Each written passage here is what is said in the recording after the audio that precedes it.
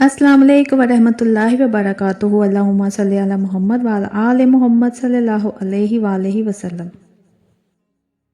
दरूद पाक कसरत से पढ़िए, मोहब्बत से पढ़िए, तवज्जो से पढ़िए, अदब और एहतराम के साथ पढ़िए, क्योंकि दरूद पाक कोई आम जिक्र नहीं बल्कि वो नूर है जो दिल की ज़मीन पर उतरता है तो आहिस्ता आहिस्ता पूरे वजूद को बदल देता है। अक्सर लोग सवाल करते हैं कि आखिर वो लम्हा कौन सा होता है जब दरूद पाक पढ़ने वाले पर दरूद का रंग लगता है, कब इंसान के अंदर वो तब्दीली आती है जिसका जिक्र बुजुर्गाने दीन करते हैं। हकीकत यह है कि दरूद पाक का रंग अचानक नहीं लगता, बल्कि यह एक खामोश सफ़र है, एक अंदरूनी तब्दीली है जो दिल के अंदर शुरू होती है और फिर ज़िंदगी के हर पहलू में ज़ाहिर होने लगती है। इब्तिदा में इंसान किसी दुनियावी मकसद के लिए दरूद पाक का विर्द शुरू करता है। किसी को रोज़गार का मसला होता है, किसी को कर्ज का बोझ, किसी के रिश्तों में रुकावट होती है, किसी की सेहत जवाब दे चुकी होती है, किसी पर बंदिशों का गुमान होता है, तो वो दरूद पाक को एक सहारा समझकर पकड़ लेता है और यहीं से रहमत का दरवाज़ा खुलता है। क्योंकि जब बंदा नाम मोहम्मद सल्लल्लाहु अलैहि वसल्लम से जुड़ता है तो वो सिर्फ एक मसले के हाल तक महदूद नहीं रहता, बल्कि अल्लाह ताला की रहमत से अपनी तरफ खींचना शुरू हो जाता है। वो दरूद पढ़ता है किसी मकसद से, मगर अल्लाह उसे मकसद से उठाकर अपनी कुर्बत की तरफ ले आता है। यही वो मकाम है जहाँ दरूद पाक का रंग लगना शुरू होता है। एक साहिब दिल आलम का बयान है कि इनके पास एक शख्स आया जिसकी ज़ाहरी हालत तो संभली हुई थी मगर अंदर से टूटा हुआ था।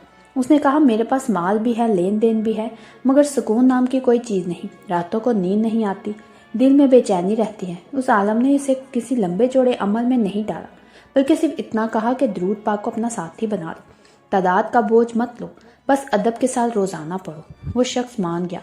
इब्तिदा में वो सिर्फ अपनी परेशानी के लिए पढ़ता रहा, मगर कुछ ही अरसे बाद उसने खुद महसूस किया कि उसका दिल नरम हो रहा है, जुबान से गाली निकलना कम हो गई, आंखें हराम से बचने लगी, दिल में एक अनजानी सी हया पैदा होने लगी।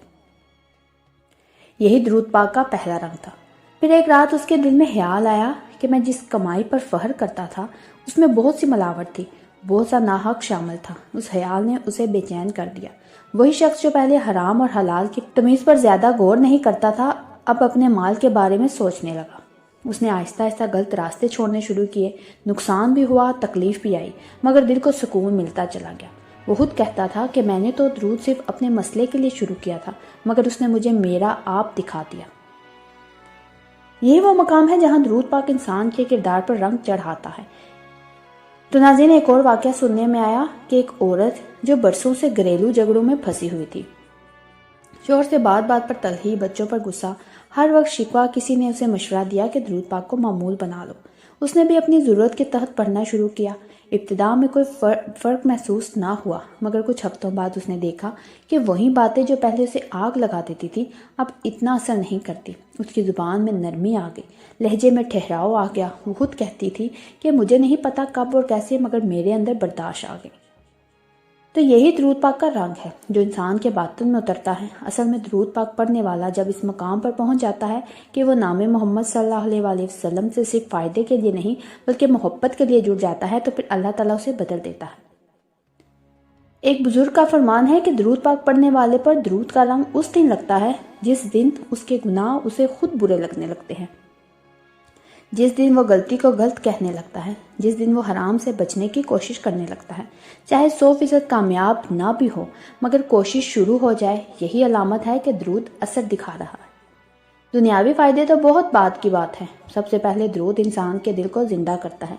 एक शख्स का किस्सा बहुत मशहूर हुआ कि वह नाजायज़ कारोबार में मुलव्वस था। पैसा बहुत था मगर बरकत नहीं थी। किसी मजलिस में दरूद पाक की फजीलत सुनी तो उसने भी पढ़ना शुरू कर दिया।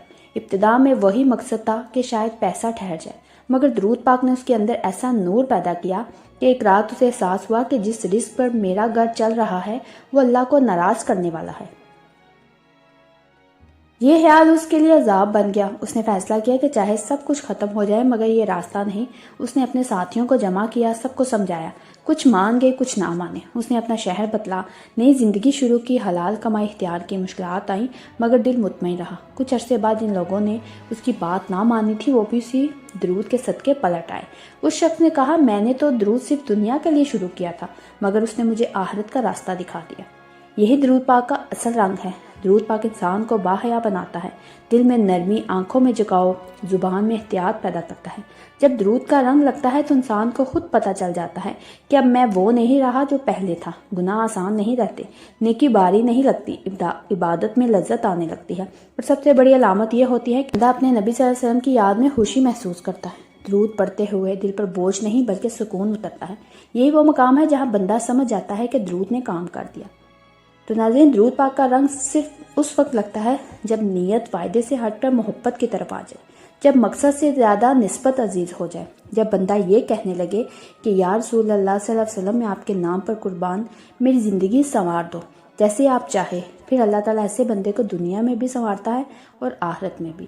اللہ ہمیں بھی درود پاک اس طرح پڑھنے کی توفیق دے کہ اس کا رنگ ہمارے دلوں کو اور اعمال پر چڑھ جائے۔ آمین ثم آمین یا رب العالمین۔ تو ناظرین، اگر آپ کو میری یہ کہانی، میری یہ الفاظ دل سے لگے ہوں تو میرے چینل کے ساتھ جڑے رہیے، میرے چینل کو سبسکرائب کریں، لائک کریں، شیئر کریں، مجھے کمنٹس میں ضرور بتائیے گا کہ کون کون درود پاک پڑھتا ہے۔ ایک نئی مشاہدے کے ساتھ دوبارہ حاضر ہوں گی۔ جزاک اللہ۔